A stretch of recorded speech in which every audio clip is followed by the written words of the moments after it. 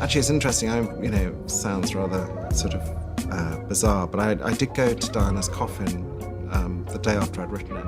The innocence about her, you just thought, wow, this girl is a knockout. На протяжении десятилетий история трагической гибели принцессы Дианы в 1997 году формировалась общественностью, средствами массовой информации и королевской семьей. Но за грандиозными процессиями и национальным трауром скрывается куда более сложная и болезненная история, которая постепенно раскрывается благодаря голосу ее младшего брата Чарльза Спенсера. Со временем Спенсер решил прервать свое молчание, рассказав о закулисных решениях, незамеченной боли и систематических неудачах, которые повлияли не только на последние минуты жизни Дианы, но и на детство ее сыновей, принца Уильяма и принца Гарри. 6 сентября 1997 года мир сделал коллективную паузу для скорби. За похоронами принцессы Дианы наблюдали более 2,5 миллиардов человек, что сделало их одним из самых просматриваемых событий в истории.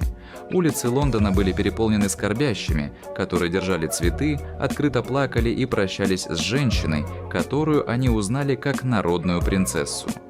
Но среди этой публичной скорби возник образ, который будет преследовать целое поколение. Два мальчика, 15-летний Уильям и 12-летний Гарри, идут за гробом своей матери под пристальным взглядом глобальных камер.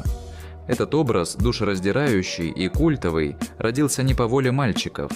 По словам Чарльза Спенсера, их дяди, план заставить принцев идти за гробом Дианы исходил изнутри королевского дома. Спенсер, будучи глубоко противником этой идеи, решительно выступил против нее. Он настаивал, что это жестоко, неестественно и эмоционально разрушительно. Ставить детей в центр внимания в самый уязвимый момент их жизни. Спенсер вспоминает, что ему сообщили об этом решении во время беседы с одним из дворцовых придворных по поводу организации похорон. Услышав план, он возмутился. Она бы никогда не хотела, чтобы они так поступили. Однако, несмотря на его возражения, ему сказали, что решение уже принято. Окончательный удар был нанесен, когда ему сказали, что мальчики сами согласились принять участие. Как выяснил Спенсер позже, это было неправдой. Спустя годы принц Гарри подтвердил, что им не дали реального выбора. В 12 лет он не имел права отказаться, и ему просто сказали, что делать. Спенсер, полагая, что уважает их желание, отступил. На самом деле его ввели в заблуждение, и бремя, возложенное на Уильяма и Гарри, станет определяющим моментом в их психологическом развитии, травма, которую Гарри позже назвал сверхъестественной. Хотя похороны были наполнены традиционными элементами и королевским протоколом, в них также присутствовал резкий и эмоциональный момент, который пронзил всю формальность – надгробная речь Чарльза Спенсера. Стоя в Вестминстерском аббатстве перед королевой, принцем Чарльзом и всем миром, Спенсер решил не просто оплакивать свою сестру, он решил бороться за ее наследие. Его речь была ясной, бесстрастной и глубоко критической. Он назвал Диану самым преследуемым человеком современности и подверг прямой критике СМИ и институты, которые не смогли ее защитить. В частности, он резко высказался в адрес королевской семьи, пообещав, что сыновья Дианы будут находиться под защитой и руководством ее кровной семьи, не только Виндзоров. Это заявление было не просто сентиментальным, оно символически отвергало роль монархии в жизни и смерти Дианы.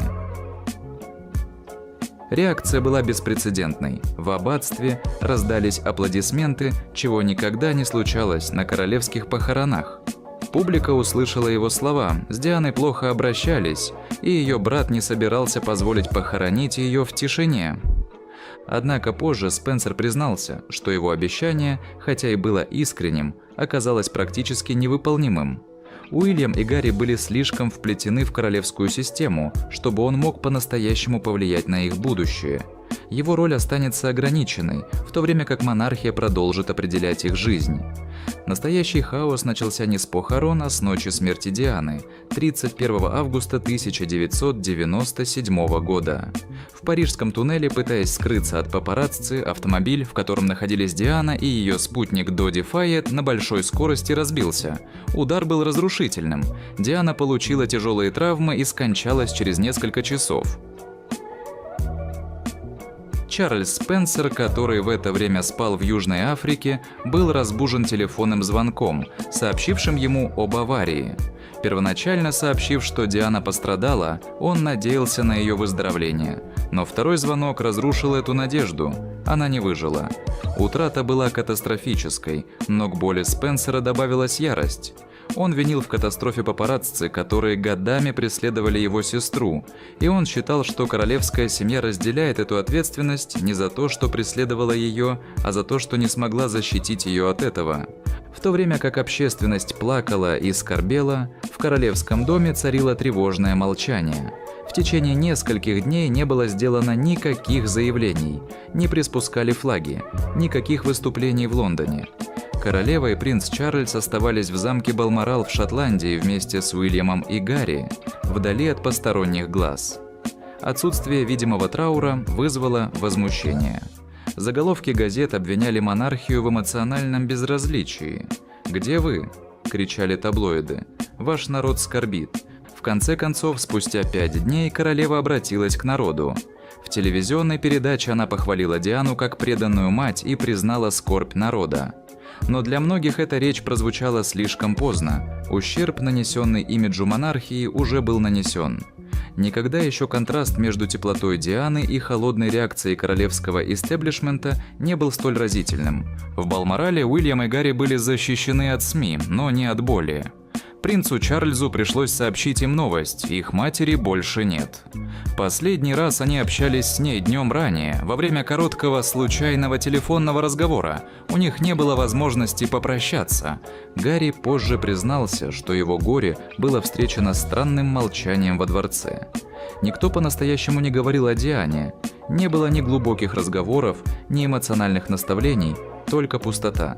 Он вспоминал, что чувствовал себя оцепеневшим и растерянным, не в силах осознать, что произошло и как выразить свои чувства. Прогулка за гробом Дианы только усилила эмоциональную подавленность, с которой оба брата будут бороться до самой взрослой жизни. Ярость Чарльза Спенсера по отношению к королевской семье не закончилась на похоронах. С годами он все чаще высказывался о том, как обращались с Дианой, как в жизни, так и в смерти. В интервью он рассказывал о том, как она часто звонила ему в слезах, чувствуя себя изолированной, неуслышанной и плохо обращающейся с ней. Он утверждал, что королевская семья отдалилась от нее даже после развода, не предоставляя ей реальной защиты от неустанных СМИ. Он особенно критиковал то, как институт использовал ее, когда это соответствовало их имиджу, и отбрасывал в сторону, когда она становилась неудобной.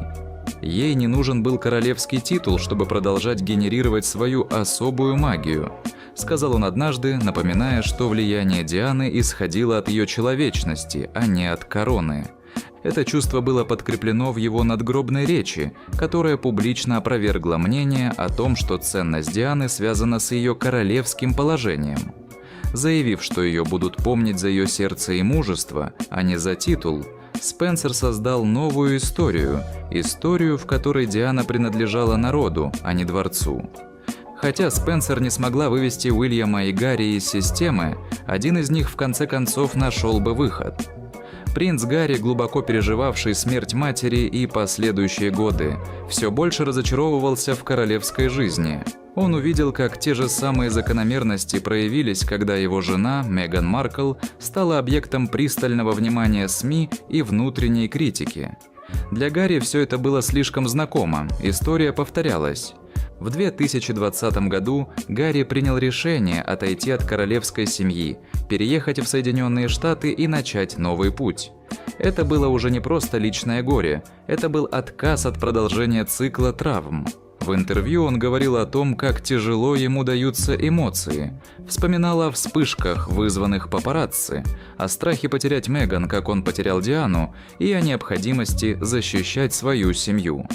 Спенсер никогда напрямую не комментировал уход Гарри, но из его прошлых высказываний было ясно, что он все понимает. Спенсер боролся за свою сестру, теперь Гарри боролся за свою жену и собственное психическое здоровье.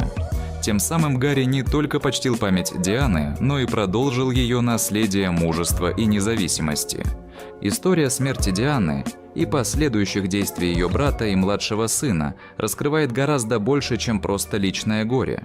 Она обнажает глубокий институциональный провал, разрыв между монархией и обществом, а также человеческую цену традиций и протокола. Откровения Чарльза Спенсера, его надгробная речь и постоянная критика послужили контрпропагандой отшлифованной королевской версии событий. Его боль, честность и отказ молчать помогли пролить свет на правду.